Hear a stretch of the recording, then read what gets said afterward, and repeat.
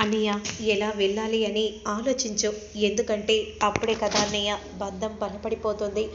చూడన్నయ్య, నీకోసం భూమి తన ప్రాణాన్ని అడ్డు వేసింది. అలాంటప్పుడు నువ్వు వెళ్ళి తనని చూడాలి కదా అన్నయ్య. కానీ నేనెలా వెళ్ళి చూడాలి అంటే బాగా ఆలోచించన్నయ్య అని విధంగా అంటూ వెంటనే అక్కడి నుండి వెళ్తూ ఉంటే నేను భూమిని ఎలా చూడాలి అని అనుకుంటూ ఆలోచిస్తూ ఉంటాడు. ఇక మరోవైపు మాత్రం అపూర్వను ఎంతో అందంగా అలంకరిస్తుంది గోరింటాకు. అమ్మాయి, ఇందులో నువ్వు ఎంత అందంగా కనిపిస్తున్నావో తెలుసా? నేనే ఇలా చూస్తుంటే ఆగలేకపోతున్నానమ్మాయి. ఇక ఆస్తి ఖచ్చితంగా నీకే రాసిస్తాడేమో ఆ అల్లుడు గారు. అలా ఉన్నావు, అసలు ఆగుతాడా? సరే కానీ నక్షత్ర పేరు మీద ఆస్తి ఎలాగైనా రాయమని నువ్వే చెప్పాలి, అర్థమవుతుంది కదా? ఎందుకంటే నువ్వు లైవ్లో నువ్వే ఉంటావు కాబట్టి. ఆడదాని అష్టం ఏంటో నీకు బాగా తెలుసు అనుకుంటా. ఈ బ్యాచిలర్ బుల్లికి అర్థం కాదులే. ఇక నువ్వు త్వరగా వెళ్ళు. కొత్త పెళ్లి కూతురులా నెమ్మది నెమ్మదిగా అడుగులు వేస్తూ నడిచి వెళ్ళు, అర్థమవుతుంది కదా? అంతా ఆస్తంతా రావాలంటే ఇదిగో ఈ మాత్రం ఉండాలి.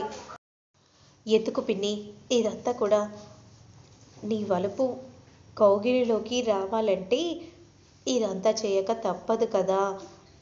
ఆస్తి పేపర్ మీద సంతకం పెట్టించు పిన్ని. సంతకం పెట్టిస్తే ఆయనకి అనుమానం వస్తుంది, నా క్యారెక్టర్ బయటపడుతుంది. కాబట్టి ఆయన మాట ఇస్తే చాలు, సంతకం పెట్టాల్సిన అవసరం లేదు. సరే అమ్మాయి, ఇక త్వరగా ఆలస్యం చేయకుండా వెళ్ళమ్మాయి అని అనగానే వెంటనే పాల గ్లాస్ తీసుకొని అపూర్వ రూమ్లోకి వెళ్తుంది. అంతలో బుక్ చూస్తూ ఉంటాడు శరత్ చంద్ర. బావా అని అనగానే వెంటనే అపూర్వను చూసి షాక్ అయిపోతారు. అపూర్వ, నిన్నిలా చూస్తుంటే నిజంగా పెళ్లినాటి జ్ఞాపకాలు గుర్తుకు వస్తున్నాయి. పో బావా, సిగ్గా అపూర్వ. ఇదిగో అడుగులో అడుగు వేస్తూ ఇలా సిగ్గుపడుతూ ఉంటే నచ్చకుండా ఎలా ఉంటావు చెప్ప అపూర్వ. బావా, ముందు ఈ పాలు తీసుకో బావా. తీసుకుంటానులే అపూర్వ, ముందు ఈ పాలను పక్కకు పెట్టు అని అంటూ వెంటనే పాల గ్లాసును పక్కకు పెడతాడు. ఈ చీరలో ఎంతో అందంగా తయారయ్యావు, పాలు లేకపోతే ఏంటి, కానీ నిన్ను ఇలా చూస్తుంటే మాత్రం అలాగే చూడాలని ఉంది. ఏంటి బావా అలా అంటున్నావు? పెళ్ళినాటి రోజులను గుర్తు చేస్తున్నావు బావా, సిగ్గేస్తుంది. చూడు, ఆడవాళ్ళు చెప్పే ఈ మాట సిగ్గే ప్రతి మగాడికి యవ్వనంలోకి తీసుకొని పోయే ఆయుధాలు. బావా, ఏంటపూర్వ, నువ్వేమనుకోనంటే నీతో ఒక విషయం మాట్లాడాలి. ఏంటది? వద్దులే బావా. ఏంటపూర్వ, అయినా ఇప్పుడు ఈ డిస్టర్బెన్స్ ఎందుకులే అని అంటూ వెంటనే అలా ఏకాంతంలో ఇద్దరు కూడా కలిసిపోతారు.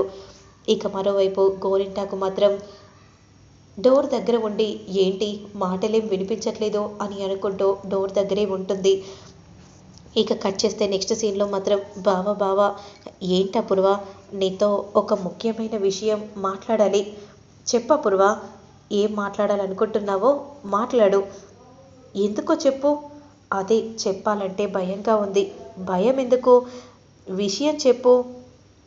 అసలు అది దేని గురించో నేను చెప్తాను. అంటే బావా, అది మీకు ఎవరితోనో ఎఫ్ఐఆర్ ఉందని, ఆ ఎఫ్ఐఆర్కి పుట్టిన పాపే ఆ భూమి అని అందరూ బయట అనుకుంటున్నారు బావా. అందుకే భూమికి సొంత కూతురని మీరంటున్నారు, చూసేవాళ్ళేమో అలా అనుకుంటున్నారు. నువ్వు శ్రీరామచంద్రుడివని నాకు తెలుసు బావా.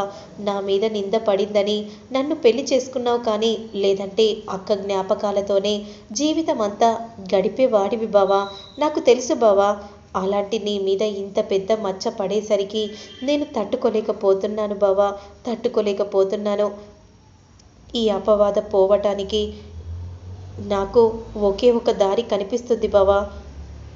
మనం భూమిని ఎప్పటిలాగే గొప్పగా చూసుకుందాం. అంటే ఏం చెప్తున్నావు అపూర్వ? అంటే బావా, కాకపోతే మన ఇంట్లో పెట్టుకోలేం కదా, బయట ఎక్కడైనా మంచి ఇల్లు తీసుకుందాం. తీసుకోలేదంటే ఏదైనా హాస్టల్లో పెట్టైనా మంచిగా చూసుకుందాం.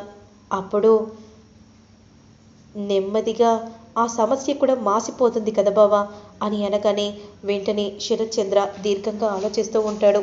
వద్దా పూర్వ, ఎందుకు బావా, ఎందుకో తెలియదు ఇంటి నుండి బయటికి పంపించేయాలన్న ఆలోచన నాకు లేదు. సొంత కూతురిలాగే నాకు అనిపిస్తుంది. అంటే ఏంటి బావా? ఎందుకంటే ఎవరైనా అన్నా సరే, వాళ్ళెవరైనా వాళ్ళని నువ్వు నా కాళ్ళ దగ్గర పడే అపూర్వ, నేను చూసుకుంటాను. ఎందుకంటే శోభ ఆ రోజు నా కళ్ళ ముందుకు వచ్చి సొంత కూతురు బ్రతికే ఉందని చెప్పింది. అందుకే. అంటే ఏంటి బావా? ఆస్తి మొత్తం మన నక్షత్ర పేరు మీద రాస్తే అప్పుడు ఎలాంటి సమస్య ఉండదు బావా. అందుకే అంటున్నాను బావా. సరే బావా, ఇక నువ్వు చెప్పినట్టుగానే భూమిని మన దగ్గర ఉంచుకుందాం బావా. పోనీ ఒక పని చేద్దామా? చెప్పు, ఈ ఆస్తంతా నక్షత్ర పేరు మీద రాసిద్దాం. నిజంగా భూమి నీకు పుట్టిందే అయితే మొత్తం నక్షత్ర పేరు మీద రాసి ఉండేవాడివి కాదు కదా. రాసుంటే భూమికి రాస్తే భూమి శరత్చంద్ర గారి పుట్టిన కూతురని అందరూ పుకారుగా అనుకుంటారు కదా బావా. ఇక లోకం మొత్తం నమ్మడం కూడా మొదలవుతుంది నువ్వు నక్షత్ర పేరు మీద రాస్తే. ఈ ఐడియా బాగానే ఉంది, కానీ శోభ మాత్రం కూతురు బ్రతికే ఉందని చెప్పింది కదా. మరి నాకెందుకో నమ్మాలని అనిపిస్తుంది. ఎందుకంటే బ్రతికుండగా నక్షత్ర పేరు మీద రాయటం కరెక్ట్ కాదు కదా. అందుకే కొన్నాళ్ళు చూద్దాం. ఒకవేళ వస్తే, రాకపోతే అప్పుడు ఆస్తంతా కూడా నక్షత్ర పేరు మీదే రాసి ఇచ్చేస్తాను.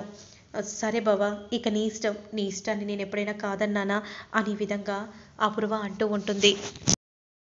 ఇక మరోవైపు మాత్రం గేటు దగ్గర వచ్చి గగన్ చూస్తూ ఉంటాడు. ఇప్పుడు నేను భూమి దగ్గరికి ఎలా వెళ్ళాలి అని అంటూ వెంటనే చూడగానే డోర్కి మాత్రం లాకేసి ఉంటుంది. ఇంత నైట్ టైంలో వచ్చాను కదా, ఇప్పుడు ఎలా వెళ్ళటం అని ఆలోచిస్తూ ఉండగా, హలో అన్నయ్య. ఏంటన్నయ్య, రూమ్కి నేను ఫ్రూట్స్ తీసుకొని వచ్చాను కట్ చేసి. నువ్వు రూమ్లో కనిపించట్లేదు, ఎక్కడికి వెళ్ళావు? నువ్వే చెప్పావు కదా భూమి దగ్గరికి వెళ్ళమని. ఏంటన్నయ్య ఈ టైంలో వెళ్ళావా? రేపు వెళ్ళొచ్చు కదా. నువ్వే అన్నావని వచ్చేసాను. ఇప్పుడు ఎలా వెళ్తావన్నయ్య? గోడ దూకి వెళ్తావా ఏంటి? నేను పులిని, గోడ దూకి అలా ఎందుకు వెళ్తాను? సరే అన్నయ్య, ఈ టైంలో వెళ్తే గొడవ అవుతుందేమో, నేను చూసుకుంటాను ఎలా వెళ్ళాలో అని అంటూ కాల్ని కట్ చేయగానే ఇక వెంటనే గోడ దూకి లోపలికి వెళ్తాడు. అప్పుడు నెమ్మదిగా డోర్ తెరవగానే, వీడేంటి, ఇది కలనా నిజమా? వీడిలాగా కనిపిస్తున్నాడేంటి, గగనే కదా అని అంటూ, ఓరి దేవుడో అని అంటూ పరిగెత్తుకుంటూ వెళ్ళిపోతూ ఉంటుంది. అమ్మ బిందు, త్వరగా వాటర్ తీసుకొని వెళ్ళి భూమి దగ్గర పెట్టు. అంతలో భూమి దగ్గరకు వచ్చి, భూమి ఇదిగో వాటర్. బుక్ చదువుతున్నావా? అవును, నీతో ఒక విషయం మాట్లాడాలి. ఏంటా విషయం? అన్నయ్య గురించి, చెర్రీ అన్నయ్య గురించి. ఏంటది?